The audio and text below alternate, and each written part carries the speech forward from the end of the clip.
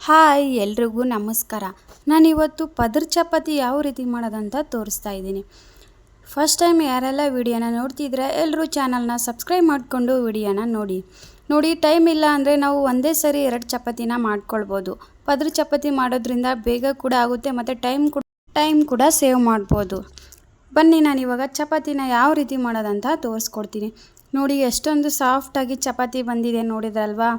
ನೀವು ಒಂದಿನ ಇಟ್ಟು ಕೂಡ ತಿನ್ಬೋದು, ಅಷ್ಟೊಂದು ಸಾಫ್ಟಾಗಿ ಇರುತ್ತೆ. ಈ ರೀತಿ ನೀವು ಚಪಾತಿ ಮಾಡಿಟ್ರೆ ತುಂಬಾ ಸಾಫ್ಟಾಗಿರುತ್ತೆ. ನೀವು ಎಲ್ಲಾದರೂ ಟ್ರಿಪ್ಗೆ ತೊಗೊಂಡೋಗ್ಬೇಕಂದ್ರೂ ಕೂಡ ಈ ರೀತಿ ಮಾಡಿಟ್ಕೊಳ್ಳಿ, ಒಂದಿನ ಆದರೂ ಚಪಾತಿ ಗಟ್ಟಿ ಆಗೋದಿಲ್ಲ. ಇವಾಗ ಚಪಾತಿ ಹಿಟ್ಟನ್ನು ಯಾವ ರೀತಿ ಕಲಿಸ್ಕೊಳ್ಳೋದಂತ ನೋಡೋಣ ಬನ್ನಿ.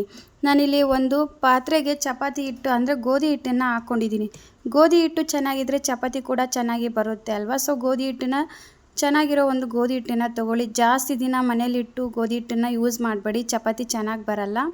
ಇವಾಗ ನೋಡಿ ಚಪಾತಿ ಹಿಟ್ಟಿಗೆ ನಾನು ಒಂದು ಸ್ವಲ್ಪ ಉಪ್ಪು ಹಾಕ್ಕೊಂಡಿದ್ದೀನಿ. ಉಪ್ಪು ಹಾಕಿ ಹಿಟ್ಟನ್ನು ಚೆನ್ನಾಗಿ ಮಿಕ್ಸ್ ಮಾಡಿಕೊಂಡು ಆಮೇಲೆ ಸ್ವಲ್ಪನೇ ನೀರು ಹಾಕ್ಕೊಂಡು ಹಿಟ್ಟನ್ನು ಕಲಿಸ್ಕೊಳ್ಬೇಕು. ಯಾವಾಗಲೂ ನೀವು ಚಪಾತಿ ಹಿಟ್ಟನ್ನು ಜಾಸ್ತಿ ಗಟ್ಟಿಯಾಗಿ ಕಲಿಸ್ಕೊಳ್ಬಾರ್ದು. ಗಟ್ಟಿಯಾಗಿ ಏನಾದರೂ ಹಿಟ್ಟು ಕಲಿಸ್ಕೊಂಡ್ರೆ ಚಪಾತಿ ಕೂಡ ಗಟ್ಟಿಯಾಗಿ ಬರುತ್ತೆ. ಸೊ ಯಾವಾಗಲೂ ಚಪಾತಿ ಹಿಟ್ಟನ್ನು ನೀವು ಸಾಫ್ಟಾಗಿ ಕಲಿಸ್ಕೊಳ್ಬೇಕು. ಹಿಟ್ಟು ಸಾಫ್ಟಾಗಿದ್ದರೆ ಚಪಾತಿ ಕೂಡ ತುಂಬಾ ಸಾಫ್ಟಾಗಿ ಬರುತ್ತೆ. ಅದಕ್ಕೆ ನೀವು ಹಿಟ್ಟನ್ನು ನಿಧಾನವಾಗಿ ಸ್ವಲ್ಪನೇ ನೀರು ಹಾಕ್ಕೊಂಡು ಸಾಫ್ಟಾಗಿ ಹಿಟ್ಟನ್ನು ಕಲಸಿಟ್ಕೊಳ್ಬೇಕು. ನೋಡಿ ನಾನು ಇವಾಗ ಹಿಟ್ಟನ್ನು ಕಲಿಸ್ಕೊಂಡು ಇಟ್ಕೊಂಡಿದ್ದೀನಿ. ಇದನ್ನು ಒಂದು ಅರ್ಧ ಗಂಟೆ ನೆನೆಯೋಕ್ಕೆ ಬಿಡಬೇಕು. ನಾನು ಒಂದು ಅರ್ಧ ಗಂಟೆ ನೆನೆಸಿ ಇಟ್ಕೊಂಡಿದ್ದೀನಿ. ಇವಾಗ ಬನ್ನಿ ಚಪಾತಿ ಯಾವ ರೀತಿ ಮಾಡೋದಂತ ನೋಡ್ಕೊಂಡು ಬರೋಣ. ನೋಡಿ ನಾನು ಇವಾಗ ಹಿಟ್ಟನ್ನು ನೆನೆಸಿಟ್ಕೊಂಡಿದ್ದೀನಿ. ಇವಾಗ ಒಂದು ಸ್ವಲ್ಪ ಅದನ್ನು ಚೆನ್ನಾಗಿ ನಾದ್ಕೊಳ್ಳೋಣ. ಇವಾಗ ನಮಗೆ ಚಪಾತಿ ಯಾವ ಸೈಜಲ್ಲಿ ಬೇಕೋ ಆ ಸೈಜಲ್ಲಿ ಉಂಡೆನ ರೆಡಿ ಮಾಡಿ ಇಟ್ಕೊಳ್ಳೋಣ. ನಾನಿವಾಗ ಚಪಾತಿ ಮಾಡೋಕ್ಕೆ ಚಿಕ್ಕದಾಗಿ ಉಂಡೆನ ರೆಡಿ ಮಾಡಿ ಇಟ್ಕೊಳ್ತೀನಿ. ಇವಾಗ ನಾನು 2 ಉಂಡೆನ ಮಾಡಿ ಇಟ್ಕೊಳ್ಬೇಕು. ನೋಡಿ ಈ ಥರ ಒಂದೊಂದನ್ನು ಮಾಡಿಕೊಂಡು ನೋಡಿ 2 ಉಂಡೆನ ಮಾಡಿ ಇಟ್ಕೊಂಡಿದ್ದೀನಿ. ನಿಮ್ಗೆ ತೋರಿಸೋದಕ್ಕೆ ನಾನು ಇವಾಗ ಜಸ್ಟ್ 2 ಮಾಡ್ತಾಯಿದ್ದೀನಿ. ಈ ಥರ ಮಾಡಿ ಇಟ್ಕೊಂಡು ಪೂರಿ ಸೈಜಲ್ಲಿ ನಾವು ಇದನ್ನು ಒಂದು ಸ್ವಲ್ಪ ಲಟ್ಟಿಸ್ಕೊಳ್ಬೇಕು. ಜಸ್ಟ್ 1-2-3 ಸರಿ ಲಟ್ಟಿಸ್ಕೊಂಡ್ರೆ ಸಾಕು. ಇದೇ ಥರ 2 ಉಂಡೆನೂ ನಾವು ಮಾಡಿಟ್ಕೊಳ್ಳೋಣ.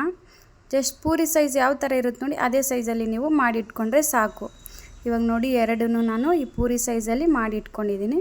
ಇನ್ನೂ ಒಂದು ಕೂಡ ಅದೇ ರೀತಿ ಮಾಡಿಟ್ಕೊಳ್ತೀನಿ. ಇವಾಗ ಏನು ಮಾಡೋಣ ಅಂದರೆ 2ಕ್ಕೂ ಚೆನ್ನಾಗಿ ಎಣ್ಣೆ ಸವರ್ಕೊಳ್ಬೇಕು. ಎಣ್ಣೆ ಹಾಕ್ಕೊಂಡು ನೀಟಾಗಿ ಎಲ್ಲ ಕಡೆ ಸ್ಪ್ರೆಡ್ ಮಾಡಿ ನೋಡಿ, ಎಲ್ಲ ಕಡೆನೂ ಎಣ್ಣೆ ಸ್ಪ್ರೆಡ್ ಮಾಡ್ಕೊಳ್ಬೇಕು. ಅದಾದಮೇಲೆ ನಾವು ಎಣ್ಣೆನ ಹಚ್ಕೊಂಡ್ಮೇಲೆ ಅದ್ರ ಮೇಲೆ ಮತ್ತೆ ಒಂದು ಸ್ವಲ್ಪ ಗೋಧಿ ಹಿಟ್ಟನ್ನು ಹಾಕ್ಕೊಳ್ಬೇಕು. ನೋಡಿ ಎಲ್ಲ ಕಡೆನೂ ನೀಟಾಗಿ ಗೋಧಿ ಹಿಟ್ಟು ಹಾಕ್ಕೊಂಡ್ಬಿಡಿ. ಎಣ್ಣೆ ಹಾಕ್ಕೊಂಡ್ಮೇಲೆ ನಾವು ಗೋಧಿ ಹಿಟ್ಟನ್ನು ಹಾಕ್ಕೊಳ್ಬೇಕು. ನಾನಿವಾಗ 2ಕ್ಕೂ ಗೋಧಿ ಹಿಟ್ಟು ಹಾಕ್ಕೊಂಡು ಇವಾಗ ಒಂದ್ರ ಮೇಲೆ ಒಂದು ಹಾಕಿ ಈ ಥರ ಪ್ರೆಸ್ ಮಾಡಿ ನಿಮಗೆ ಯಾವ ಸೈಜಲ್ಲಿ ಬೇಕೋ ಆ ಸೈಜಲ್ಲಿ ಚಪಾತಿನ ಲಟ್ಟಿಸ್ಕೊಳ್ಬೇಕು. ನೀಟಾಗಿ ರೌಂಡಾಗಿ ಮತ್ತೆ ಲಟ್ಟಿಸ್ಕೊಳ್ಳಿ. ನೀವು ಚಪಾತಿನ ಯಾವ ರೀತಿ ಲಟ್ಟಿಸ್ಕೊಳ್ತೀರಲ್ವ ಅದೇ ರೀತಿನ ಚಪಾತಿನ ಮಾಡ್ಕೊಳ್ಬೇಕು. ನೋಡಿ ಈ ಥರ ನಾನು ತುಂಬ ದೊಡ್ಡ ಸೈಜಲ್ಲಿ ಬೇಕಂದರೆ ನೀವು ದೊಡ್ಡ ಉಂಡೆ ಮಾಡ್ಕೊಳ್ಬೇಕು. ನಮಗೆ ಚಿಕ್ಕದು ಬೇಕನ್ನೋರು ಚಿಕ್ಕ ಉಂಡೆ ಮಾಡ್ಕೊಳ್ಳಿ. ನೀವು ಯಾವ ಸೈಜಲ್ಲಿ ಹಿಟ್ಟನ್ನು ತೊಗೊಂಡಿರ್ತೀರ ನೋಡಿ ಆ ಸೈಜಲ್ಲಿ ಚಪಾತಿ ಬರುತ್ತೆ. ನಾನೊಂದು ಸ್ವಲ್ಪ ದೊಡ್ಡದಾಗಿ ಚಪಾತಿ ಮಾಡ್ತಾಯಿದ್ದೀನಿ. ನೋಡಿ ಇಷ್ಟು ದೊಡ್ಡದು ಚಪಾತಿ ಆಗಿದೆ ಅಲ್ವಾ. ನೋಡಿ ಇವಾಗ ತೆಳ್ಳಗೆ ಲಟ್ಟಿಸ್ಕೊಳ್ಳಿ. ದಪ್ಪ ಬೇಕಂದರೆ ದಪ್ಪ ಕೂಡ ಲಟ್ಟಿಸ್ಕೊಳ್ಬೋದು. ನಾನಿವಾಗ ತೆಳ್ಳಗೆ ಲಟ್ಟಿಸ್ಕೊಂಡಿದ್ದೀನಿ. ನೋಡಿ ಇವಾಗ ಚಪಾತಿ ಲಟ್ಟಿಸ್ಕೊಂಡಿದ್ದೀನಿ. ಈ ಕಡೆ ನಾವು ಹಂಚು ಬಿಸಿ ಮಾಡೋಕ್ಕೆ ಇಡೋಣ. ನೋಡಿ ಇವಾಗ ಹಂಚು ಬಿಸಿ ಆಗಬೇಕು.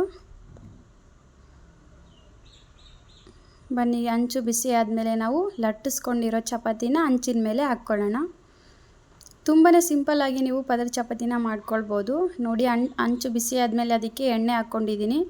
ಎಣ್ಣೆ ಹಾಕ್ಕೊಂಡ್ಮೇಲೆ ನಾವು ಲಟ್ಟಿಸ್ಕೊಂಡಿರೋ ಚಪಾತಿನ ಹಂಚಿನ ಮೇಲೆ ಹಾಕ್ಕೊಂಡು ಅದಕ್ಕೊಂದು ಸ್ವಲ್ಪ ಚಪಾತಿ ಮೇಲೆ ಎಣ್ಣೆ ಹಾಕ್ಕೊಳ್ಳಿ. ಎಲ್ಲ ಕಡೆನೂ ಎಣ್ಣೆ ಹಾಕ್ಕೊಂಡು ಚೆನ್ನಾಗಿ ಸವರ್ಕೊಳ್ಳಿ. ಎಣ್ಣೆ ಹಾಕ್ಕೊಂಡು ನೀಟಾಗಿ ಎಲ್ಲ ಕಡೆ ಸವರ್ಕೊಂಡ್ರೆ ನೋಡಿ ಚಪಾತಿ ಈ ಥರ ಉಬ್ಬು ಬರುತ್ತೆ. ಯಾವಾಗಲೂ ನೀವು ಚಪಾತಿ ಮಾಡ್ಕೊಳ್ಬೇಕಾದ್ರೆ ಸ್ಟವ್ನ ಹೈ ಫ್ಲೇಮಲ್ಲೇ ಇಟ್ಕೊಳ್ಳಿ. ಅಂದರೆ ಚಪಾತಿ ಚೆನ್ನಾಗಿ ಬೇಯಿಸ್ಕೊಳ್ಬೋದು. ಲೋ ಫ್ಲೇಮಲ್ಲಿ ಇಟ್ಕೊಳ್ಳೋಕೆ ಹೋಗಬೇಡಿ, ಚಪಾತಿ ಗಟ್ಟಿ ಬರುತ್ತೆ. ನೋಡಿ ಇವಾಗ ಚಪಾತಿ ನೋಡಿ ಯಾವ ಥರ ಉಬ್ಬಿ ಬರ್ತಾಯಿದೆ ಅಂತೇಳ್ಬಿಟ್ಟು, ಪೂರಿ ಯಾವ ಥರ ಉಬ್ಬಿತ್ತ ನೋಡಿ ಆ ಥರ ಉಬ್ಬಿ ಬರ್ತಾಯಿದೆ.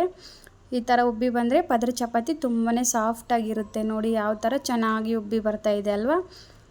ನೋಡಿದ್ರಲ್ವಾ ಎಷ್ಟು ಚೆನ್ನಾಗಿ ಉಬ್ಬಿ ಬರ್ತಾಯಿದೆ. ಇವಾಗ ಇದು 2 ಕಡೆನೂ ಚೆನ್ನಾಗಿ ಬೇಯಿಸ್ಕೊಳ್ಬೇಕು ನಾವು. ಈ ಥರ ಎಲ್ಲ ಉಬ್ಬಿ ಬಂದಮೇಲೆ ಮತ್ತೆ ಒಂದು ಸರಿ ಉಲ್ಟಾ ಹಾಕ್ಕೊಳ್ಳೋಣ ಚಪಾತಿ. ಇವಾಗ ಈ ಕಡೆ ಎಲ್ಲ ಚೆನ್ನಾಗಿ ಬೇಯಿಸ್ಕೊಂಡಿದ್ದೀನಲ್ವ, ಸೊ ಉಲ್ಟಾ ಹಾಕ್ಕೊಂಡು ಮತ್ತೆ ಒಂದ್ಸರಿ ಚೆನ್ನಾಗಿ ಬೇಯಿಸ್ಕೊಳ್ಳೋಣ. ತುಂಬಾ ಸಿಂಪಲ್ಲಾಗಿ ಒಂದು ಚಪಾತಿ ಮಾಡೋ ಟೈಮಲ್ಲಿ ನಾವು 2 ಚಪಾತಿನ ಮಾಡ್ಕೊಳ್ಬೋದು. ನೋಡಿ ಇವಾಗ 2 ಕಡೆನೂ ಚೆನ್ನಾಗಿ ಬೇಯಿಸ್ಕೊಳ್ಳೋಣ. ನೀಟಾಗಿ 2 ಕಡೆನೂ ಚೆನ್ನಾಗಿ ಪ್ರೆಸ್ ಮಾಡಿಕೊಂಡು ಬೇಯಿಸ್ಕೊಳ್ಬೇಕು.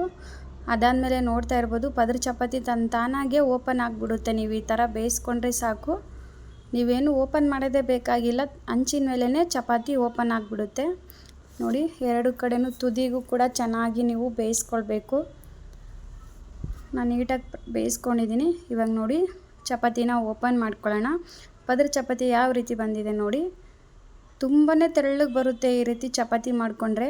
ನೋಡಿ ಜಸ್ಟ್ ನೀವು ಈ ಥರ ಹಿಂಗೆ ಓಪನ್ ಮಾಡಿದ್ರೆ ಸಾಕು, ಚಪಾತಿ ನೋಡಿ ಯಾವ ಥರ ಓಪನ್ ಆಯ್ತಂತ.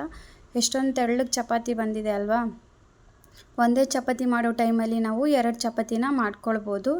ಟೈಮ್ ಕೂಡ ಸೇವ್ ಆಗುತ್ತೆ. ಬೆಳಿಗ್ಗೆ ಏನಾದರೂ ಕೆಲ್ಸಕ್ಕೆ ಹೋಗ್ತಾ ಇರೋರು ಅಥವಾ ಮಕ್ಕಳಿಗೆ ಸ್ಕೂಲಿಗೆ ಕಳಿಸ್ತಾ ಇರೋರು ಒಂದು 10 ಚಪಾತಿ ಮಾಡೋ ಟೈಮಲ್ಲಿ ನೀವು ಒಂದು 20 ಚಪಾತಿನ ಮಾಡ್ಕೊಳ್ಬೋದು ಈ ಥರ ಮಾಡೋದ್ರಿಂದ.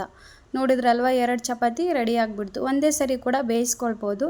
ಗ್ಯಾಸ್ ಕೂಡ ಸೇವ್ ಆಗುತ್ತೆ ಅಲ್ವಾ. ನೋಡಿ ಈ ಥರ ಚಪಾತಿ ಮಾಡಿಕೊಟ್ರೆ ತುಂಬಾ ಚೆನ್ನಾಗಿರುತ್ತೆ. ಈ ರೆಸಿಪಿ ಏನಾದರೂ ಇಷ್ಟ ಆಗಿದ್ದರೆ ಲೈಕ್ ಮಾಡಿ, ಕಮೆಂಟ್ ಮಾಡಿ ಮತ್ತು ಶೇರ್ ಮಾಡಿ. Thank you.